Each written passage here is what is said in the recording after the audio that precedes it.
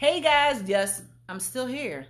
I said to finish my coffee. What are you talking about? So I'm sitting here talking to Miles, and we're going to just do a little after Thoughtful Thursday because I wanted to get his point of view as a white man, creative here in Germantown with an establishment.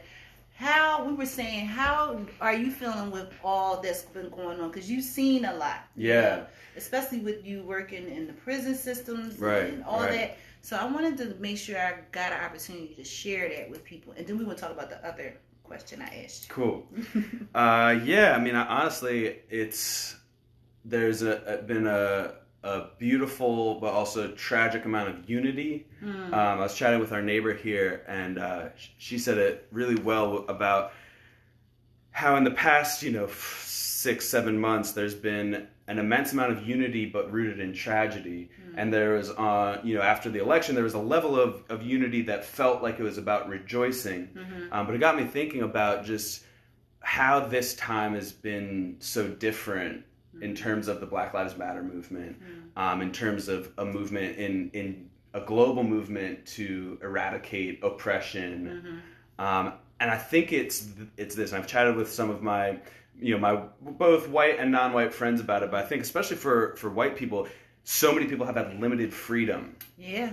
And a lot of people haven't actually stopped to think about what limited freedom could be. And it's weird because for some people it might be that they stay in their apartment and order Uber Eats.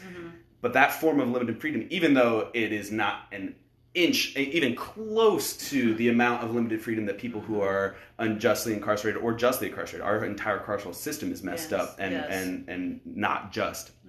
But I think that has caused a lot of white people to look at the struggles of non-white people in this country and beyond in a very different light. And it's messed up that it took a global pandemic for people to actually stop and think. That is the messed up part. Definitely. But it has opened the door, and a lot more people, even, in June, July. I mean, I've been going to protests since George Floyd. I mean, way before that, but in terms of this movement. Because of what's going on, yeah. Right. And even friends of mine that wouldn't come out in the streets, last year, let alone 10 years ago, are now saying, we got to organize, we got to do this. Good, and I do think that there's a level of curiosity and compassion that wasn't there before. And again, it's messed up that it took a global pandemic for people to have these realizations, especially, friends that would be, at the events when I was working with Songs in the Key of Free, where we're playing the music we wrote with people who are incarcerated and sharing their stories and working to spread awareness and destigmatize what it means to be incarcerated.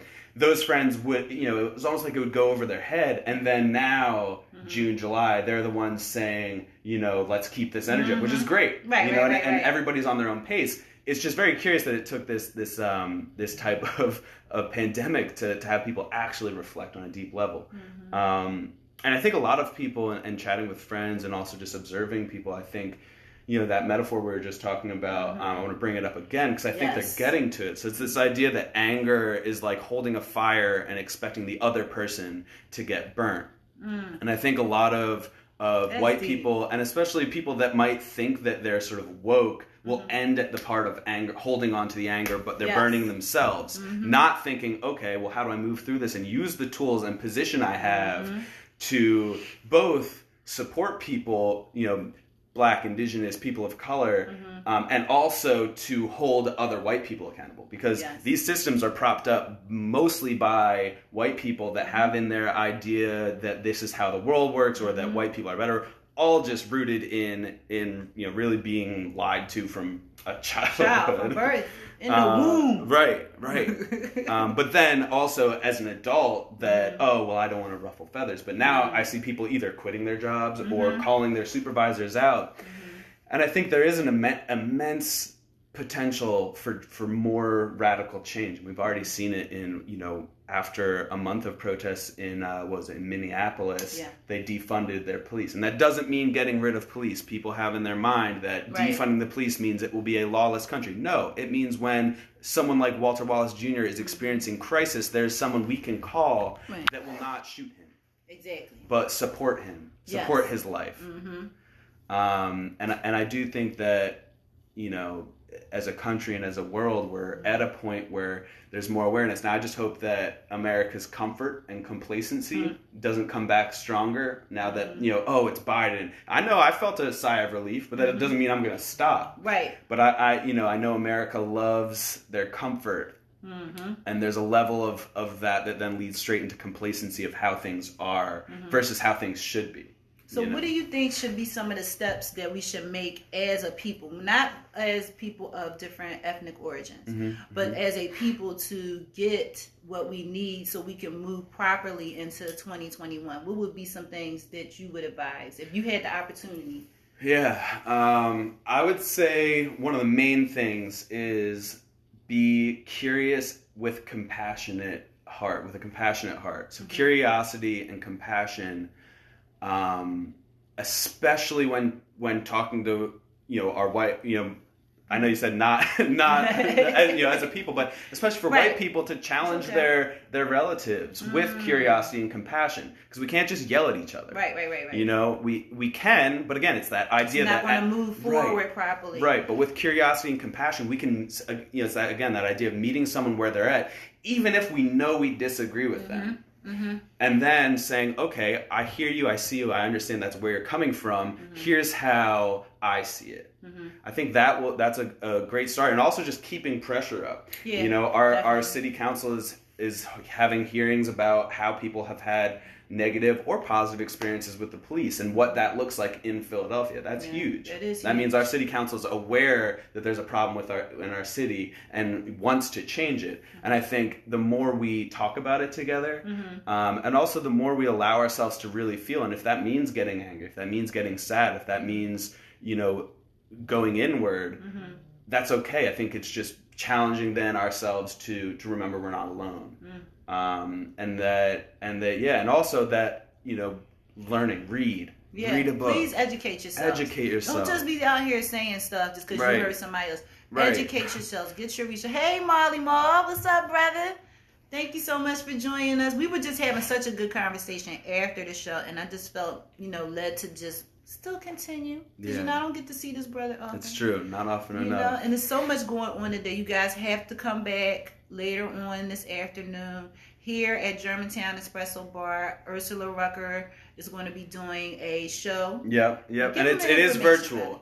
So basically on Mural Art's website, you can find the link. And it's a night both honoring, but also Ursula Rucker just, you know, sharing her amazing friends, people she's worked with. It's going to be special. Yeah. Music, poetry. And that starts at 7. 7, yep. So you can catch Thoughtful Thursday at 6, and then tune in over on Mural Arts. Yeah, and this is how we stay connected. This is how we grow. So before we go, I've been asking a lot of my creative friends, what do you think is best for you? Do you think it's best for you to be in a relationship with someone that is creative, maybe not as creative as you are, but creative in their own right? Or to be with somebody that's a non-creative, or not that they're non-creative, but they haven't tapped into their creativity? What do you think is best? I'm going to share something that you shared with me, because it was great. I think, or you said it, and I agree. Everybody has the potential to be a creative person. I think actually it's inherent to being human. Yes. Even if you're, say, a bus driver, there are actions, believe it or not, in your everyday that are creative. Maybe it's saying hello to someone in a different way. Right. And to me, having a partner that at least understands that, like my wife absolutely is a creative person and gets that. Is she as creative as me? No. Her career path, you know, took her in a different world. She's in special education, case manager, and educator. But to me, having someone that understands that aspect of creativity and also the power of the tool of creativity to be able to share our art heart. Right, and that's very important. Hey, Lorraine, thank you for joining us, sister. So the question was, do you think you should be with somebody as far as a relationship, as far as your, the relationship, your intimate relationship, not just like your relationship at work or anything like that, but your relationship with the person that has your heart Do you think you should be with somebody that's creative or someone that's not creative? Mm-hmm. Not that they haven't tapped into it yet, right? But they might be creative. And I was with someone that was creative. He was IT. That was his creative piece, you know. But he was busy doing that, you know.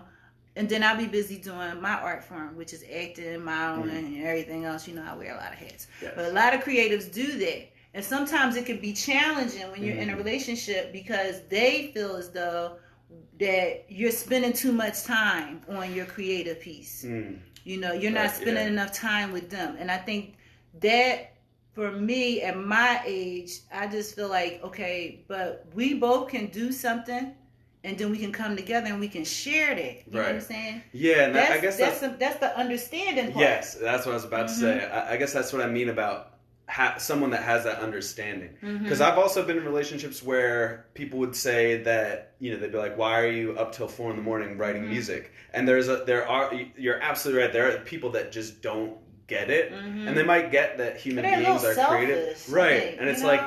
But the thing is, and I know you've experienced this, whether you're writing or preparing for a role, when that creative heart is flowing, you can't be like, all right, well, it's midnight, so I should go to bed. It's like, it's more like you look at the clock, whoa, it's 4 a.m. I've been in this, I've been deep in it. Right. You know, and I think in terms of being in a relationship, having someone that understands that, supports that. And is curious enough to maybe even dabble in creative expression themselves. I get it. Creativity and a life of creativity is not for everybody. Yeah. But I do think it's a tool that everybody should exercise in able to also, you know, to be able to work through our own pain, our own trauma. Yes, and I think that's very important too, like that you said that, because pain and hurt sometimes we can come, like people have written songs, people have written plays, people have written films out of their pain. Yes. You know, and it's beautiful, you know. We go and support them, you know. Yes. Let's see, Molly Moss says, someone that inspires you is a person you should connect to. Yes. They themselves do not have to be if their energy invigorates your own. Okay, it's kind of like what we were saying about. Yeah, like, so you agree. Yeah, That's what I'm talking about, brothers. That's a creative right there. Nice. You know, love it. Yeah. So, guys, we're not going to keep you with. Is there anything else that we need to share before we go to episode? Keep living compassionately, yes. and yeah, you're not alone. Definitely not alone. Yeah, and I appreciate you. Oh, I appreciate you too, brother. Absolutely. We're going to get together. We're going to start jamming soon. As soon as I get my guitar, I was rushing. I didn't bring it. Yeah. But it's going down. Definitely. So stay tuned. Love it. It's going to be Ebony and Ivory. The remix, baby. Yeah. The remix. Love it. All right, guys. Cool. Catch you later on Thoughtful Thursday, Queen DMC 01 at 6 p.m. And then, God willing, I'll be right here for this evening with Ursula Rucker. And what is it called again? Because I want to make sure I got it right. So it's Super Sister Presents and basically an open mic vibe presentation. Yeah, so it's through mural arts, and yeah, it's going to be fun. It's going to be fun, so stay tuned. It's going to be powerful. Have a great day. Have a powerful and productive day, guys. Yes. Peace on and love. purpose. Peace and love. Yeah.